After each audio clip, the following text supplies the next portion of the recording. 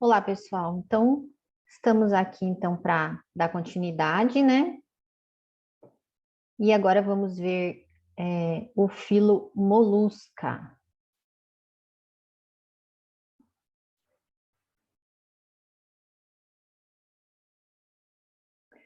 Bom, o filo molusca, gente, é muito conhecido de vocês, né? Quem aqui nunca viu, né, uma lesminha, um caramujo, né? Então, é algo bem assim comum a gente observar. E hoje em dia, né, alguns estão se tornaram até pragas da agricultura. Bom, a divisão do corpo, gente, a divisão do corpo deles é um pouco diferente, né? É composta por cabeça, que contém boca, tentáculos e os olhos, o pé, tá? Que é composto por células glandulares, a massa visceral, recoberta pelo manto, que contém os órgãos internos, e a concha, que nem sempre é presente, tá? Que é o caso das lesmas, né? Alguns da parte lá do cefalópodes também tem a concha reduzida. Então, a concha, ela é uma característica desse filo, porém, ela nem sempre está presente em todas as espécies. Com relação à concha, eles podem ser de dois grupos, univalves e bivalves. Univalve, uma concha só, e bivalve, quando ocorre duas conchas, né, que se fecham, tá? Que é o caso das ostras. O sistema digestório aqui também é completo, tá?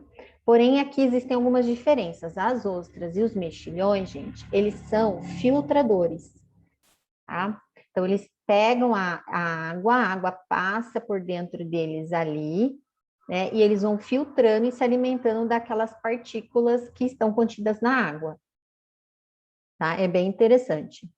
Até utiliza-se já as ostras, né? Como, digamos, se algum local tá muito contaminado, né?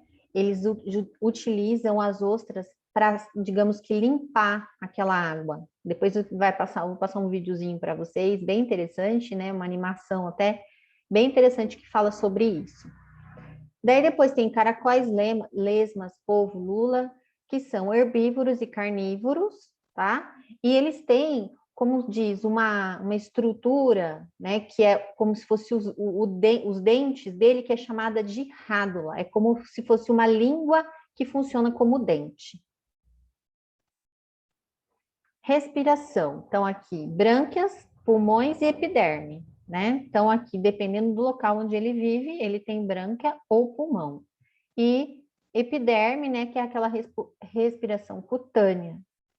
A reprodução, sexos separados ou hermafroditas, também dependendo da espécie. A fecundação pode ser interna, que é o caso dos cefalópodes, ou também algumas espécies externas.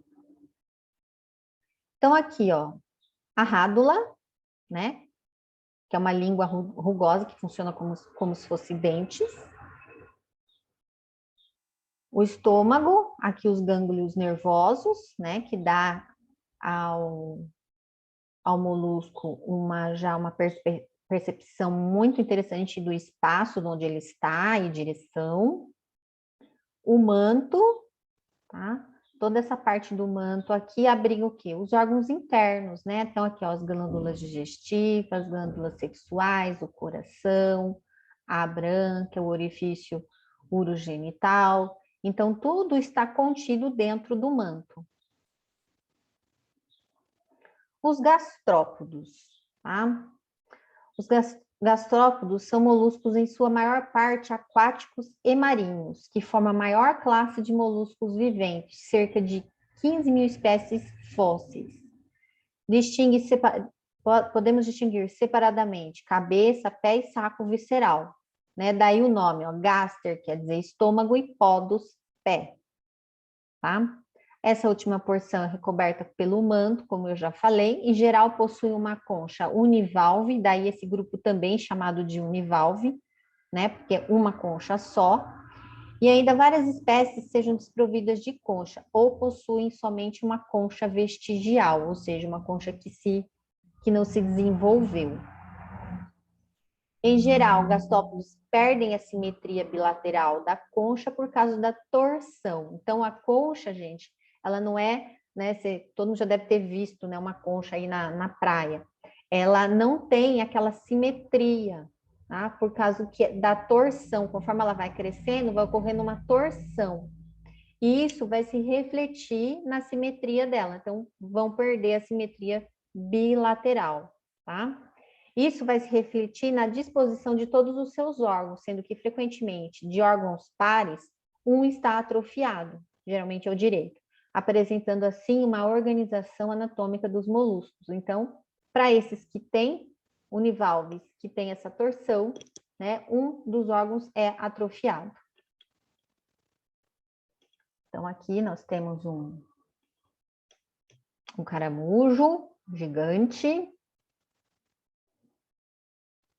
Plano de organização dos gastrópodes é semelhante ao dos bivalves, aqueles que possuem duas conchas, né? Mas possuem mais pulmões que brancas. Lógico, a maioria aqui é terrestre. Sendo, portanto, bem-sucedidos na terra. Além disso, possui uma cabeça bilateralmente simétrica com olhos pedunculados, né? Todo mundo já deve ter visto, né? Que ele tem como se fosse umas anteninhas com o olhinho na ponta.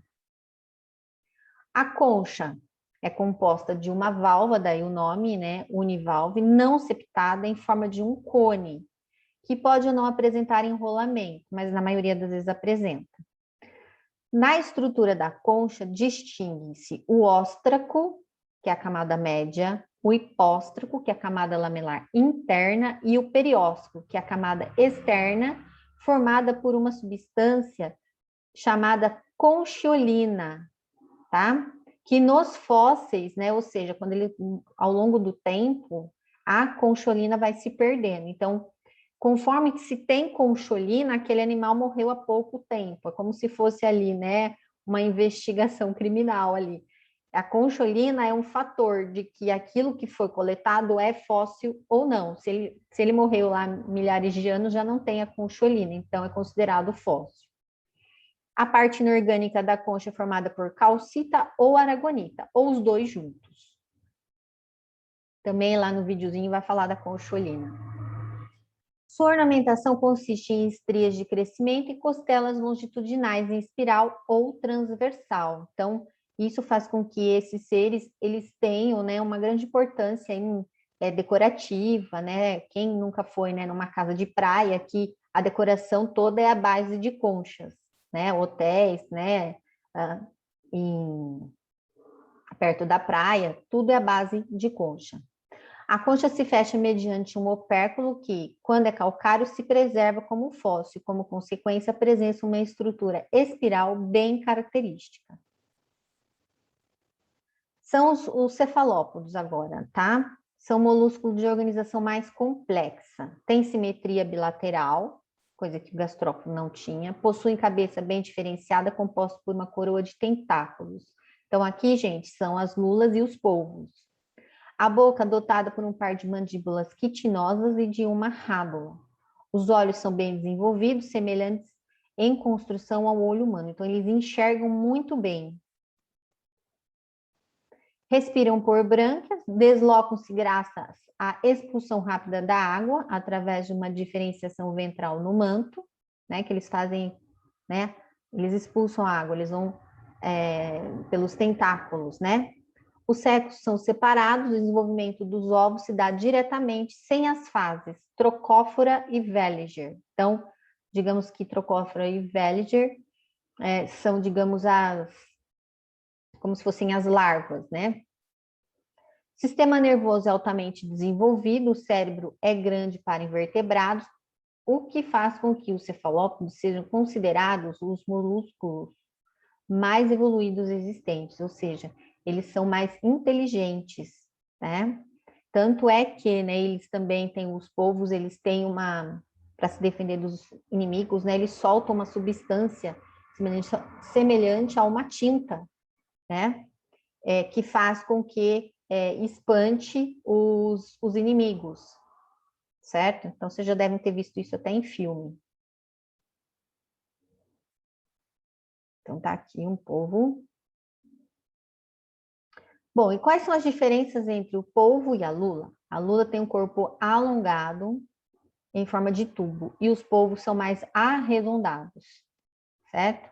Lulas têm 8 braços, assim como o polvo, e ainda tem um par de tentáculos e nadadeiras ao longo do corpo, tá? Enquanto o polvo só tem os 8 braços, né?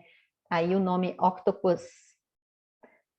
Os polvos vivem se arrastando no fundo do mar, entretanto, as lulas nadam bem mais perto da superfície. Então, o que está lá no fundão, geralmente é polvo, tá? Eles não ficam perto da superfície, eles ficam mais no fundo mesmo. Então, a maioria do que a gente vê, né, é lula, né? Que a gente às vezes tá num barco, um passeio de barco, né? Se a gente vê alguma coisa, provavelmente é lula. O polvo dificilmente você vai encontrar ele nadando assim perto da superfície. Em todo o mundo existem dezenas de espécies de polvos e lulas que variam de tamanho. Então, aqui, gente, ó, os polvos podem medir desde 5 centímetros a quase 6 metros. Mas a espécie mais numerosa, batizada de polvo comum, o Octopus vulgaris, tem em média 70 centímetros, até que ele é grandinho, né? As lulas variam de 1,5 metro a mais de 10 metros. Mas a mais comum, a Loligoplay, tá? Também mede cerca de 70 centímetros. Como todos os moluscos, os cefalópodos têm uma concha calcária externa nos tetrabranquiais, que é o caso do Nautilus, um tipo de polvo, e interna nos dibranquiais, que atualmente são mais numerosos. Algumas espécies não possuem concha, que é o caso do octopus, né? Portanto, o cefalópodes pode ser dividido em 2 grandes grupos, aqueles que têm concha externa e aqueles que têm conchas vestigiais, certo? Então, há divisão entre esses grupos.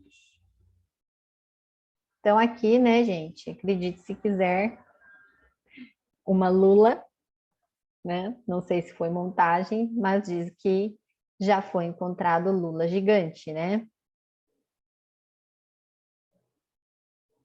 E para finalizar aqui, os bivalves, também conhecido como pelecípodes, tá? São aquáticos, são fundamentalmente bilaterais simétricos, tá? Possuindo 2 conchas, 2 válvulas, compridos lateralmente, providos sempre de uma concha composta por 2 válvulas semelhantes, de igual convexidade e calcárias.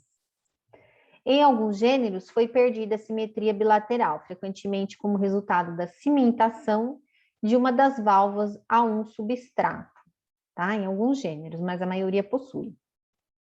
O corpo de dentro da concha, né, o corpo mole, né, é constituído por uma massa visceral volumosa na qual uma parte forma um pé muscular e um par de delgadas brânquias, tá? Envolvendo o corpo e delimitando a superfície interna das válvulas, encontra-se uma fina lâmina carnosa, chamada de manto, né? Que é o que nas ostras é a parte, digamos que, aproveitada, né?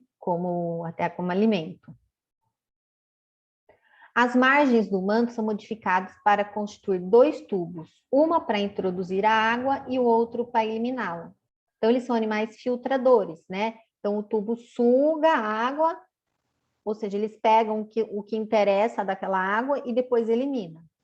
Uma corrente de água é tão levada até as brancas, onde micro-organismos são aprisionados e carregados para dentro do tubo digestivo. Tá? Então, assim que eles adquirem o seu alimento. A fecundação externa, o zigoto resultante da fecundação, desenvolve-se originando uma larva ciliada denominada de Veliger. Tá? Então, a larvinha aqui é Veliger, ciliada, ela voa, voa não, né? Nada. As larvas Veliger apresentam as primeiras fases de desenvolvimento, natação livre. Depois de algum tempo, porém, produzem uma pequena concha, né? Elas vão crescendo, né? As larvas afundam, terminam o seu desenvolvimento sob o substrato. Transformam-se em jovens bivalvos que crescerão e mais tarde reproduzir-se-ão. Aqui, gente, uma curiosidade. Não sei se vocês conhecem a Elysia clorótica. A Elysia clorótica é uma lesma, um tipo de lesma marinha, tá? que ela tem a capacidade de fazer fotossíntese. É bem interessante. Ela se alimenta de algas filamentadas, como a Valqueria litorae. Durante a digestão, as células fotossintéticas dessas algas são apenas parcialmente destruídas. Seus cloroplastos permanecem intactos e permite que a Elísia use os produtos da fotossíntese para se alimentar. Então, ela rouba os cloroplastos da alga. Este é um exemplo de simbiose cloroplástica ou cleptoplastia, ou seja, roubo de cloroplastos. Tá? Então, a primeira vez que me falaram, foi até um aluno que me falou da Elísia clorótica, né? Eu falei, isso daí é história, hein? E ele foi atrás, ele achou um artigo, né? Que falava sobre essa alga. Então, em biologia, gente, a gente está sempre aprendendo, nem tudo, né, é o que a gente acha que é, né? Então, Elísia clorótica é uma lesma, né, que faz fotossíntese. Bom, aqui, terminando os bivalves, tá? Então, nós temos aqui a concha, né? Que também tem as suas linhas de crescimento, tá? Então, aqui nós temos, ó, área de ligamento externa, dentes laterais posteriores, músculo adutor anterior. Então, aqui, gente, é aqui dentro que ocorre, né, toda a parte digestiva dela, filtrando, né, o alimento, a água e capturando o alimento que está contido nessa água. Os moluscos e a saúde humana. Então, os moluscos, principalmente ostras e mexilhões, são utilizados como alimento, né? Fazem parte do que eles chamam de frutos do mar. Às vezes, muitos deles são contaminados pela água do mar e podem representar risco para a saúde humana, causando muitas intoxicações nos alimentos, além de doenças. Então, é muito perigoso, gente, a gente comprar ostra de locais onde a gente não conhece. Por exemplo, passa um carinha lá na praia vendendo ostra. Aí você compra, você não sabe de onde que veio, né? Já tiveram até intoxicações em restaurantes famosos lá acho que foi em Florianópolis, se não me engano. Então, a gente tem que tomar muito cuidado aonde a gente come, né, essas ostras aí, os mexilhões, porque eles podem sim conter, né, como eles são filtradores da água, pode conter alguns contaminantes aí que podem fazer muito mal ao ser humano. E a produção de pérolas, né? Então, aqui, a pérola é iniciada quando uma partícula estranha, e não necessariamente areia, todo mundo fala que é uma areia, né? Mas não necessariamente areia. A areia tem que estar com alguma outra substância estranha ali, um parasita, alguma coisa assim. Que é como um grão de areia penetra na concha, tá? Então, assim, não é a areia só por si só que faz produzir. Tem que ter alguma outra substância estranha junto. Né? Então, aqui, vocês podem verificar que existe, ó, o perióstrico, toda a parte aqui, ó, a camada nascarada, que é a produtora do NASCAR, né?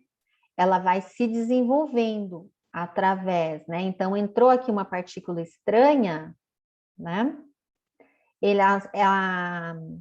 A ostra, ela vai depositando ao redor dessa partícula estranha, né? O NASCAR, que vai sendo, como se diz assim, fazendo com que essa substância estranha fique fora totalmente de contato do animal, tá?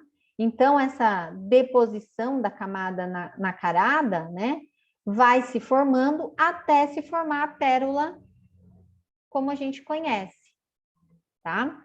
Então, isso daqui só vai acontecer quando realmente tem uma partícula estranha dentro da ostra, certo? Então, assim, e a pérola, gente, ela não é totalmente redondinha, tá? Pérola verdadeira, tá? Ela não é totalmente redondinha, ela não tem, né, aquela superfície lisinha, né? Geralmente, as pérolas, elas vêm com formato parecido com uma pera, tá? Naquele videozinho vai falar também sobre as pérolas. Uma outra importância né, dos molúsculos foi a introdução do caracol gigante africano, a Achatina fulica, no Brasil para fins comerciais em substituição ao escargot, que é o Helix. Fez com que ele se tornasse uma praga agrícola e urbana de importância econômica.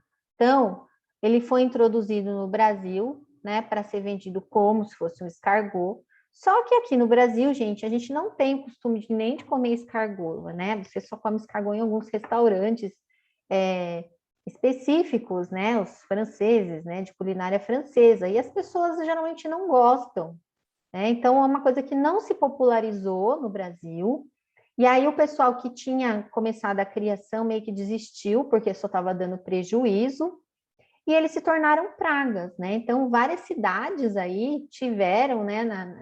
A gente andava para a rua e encontrava esses caramujos aí aos milhares, né? Foi uma coisa assim meio que absurda até, né? Daí eles pagavam para as pessoas coletarem, né?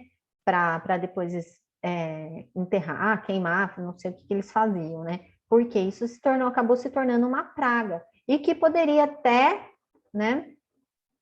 Transmitir alguns tipos de doença, né? Para quem não sabe, né? O caramujo ele pode ser vetor de doenças. Já vimos lá na aula passada, né? Na parte lá dos vermes. Tá? Então, tá aqui uma lesma, né? Numa horta. Então, a lesma, e eles comem muito. Tá? Eu já criei um caramujo gigante lá no laboratório. Não vencia folha de alface para ele. Eles comem demais. Controle de lesma e caracóis na agricultura. Então, assim, quando tem problema, ataque de lesma caracol numa plantação, ou eles fazem a catação, sempre com luvas de borracha ou saco plástico envolvendo as mãos, devido às doenças, né? Indivíduos deverão ser destruídos em água fervente ou manualmente, sem contato direto com as mãos. Então, nunca pegue um caramujo com as mãos, sem luva ou um plástico. Podem ser acondicionados em sacos plásticos de cor escura, bem fechados, deixando-os ao sol por algumas horas, né? Porque em contato com o sol, gente, eles vão desidratar